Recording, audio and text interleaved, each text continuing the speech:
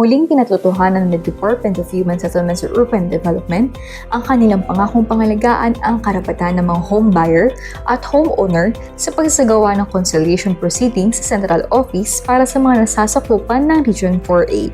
Pinangunahan ni DSUD Supervising Senior Undersecretary Sharon Faith Takis ang pagdinig kasama ang mga complainant at maging ang kinatawa ng mga developer upang agarang maaksyonan ang mga isyong inihain. Sa pamamagitan nito, nabigyan ng pagkakataon ng bawat panig na maiparating ang kanilang mga hinaing upang mapag-usapan ang mga konkretong hakbang sa pagresolba nito. Pakinggan natin ang naging karanasan ng ilan sa ating mga kababayan na dumalo sa nasabing conciliation. Marites Prado. Meron kasing mga hindi na-deliver si developer doon sa promise na nila, supposed to be na-look nung subdivision namin. So natuwa ako when I got the email na it was transferred here, rescheduled for today dito sa Quezon City kasi mas accessible. And based naman doon sa napag-usapan namin ngayon sa representative ng DSUD, it's very smooth and I can feel the sincerity na willingness to help.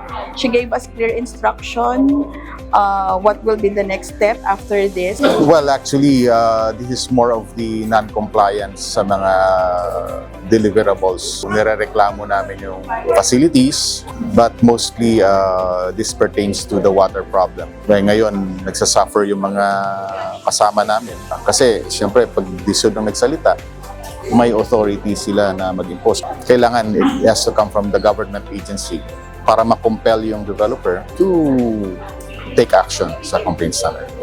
Yung officer in charge did a good job in mediating and getting the side of respondent at saka yung complainant.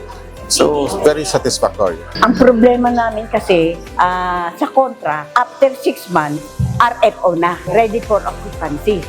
Ang nangyari, almost 2 years na, hindi pa rin nata-turnover yung unit.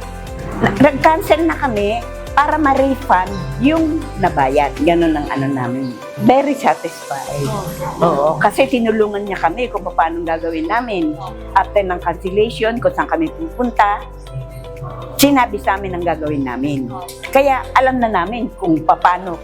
Ang kanilang mga kwento ay patunay ng seryosong pagtugon ng DSUD sa pangangalaga sa karapatan ng bawat home buyer at homeowner sa pamamagitan ng transparency, pananagutan, at maagap na serbisyo para sa mas maayos at maunlad ng mga komunidad.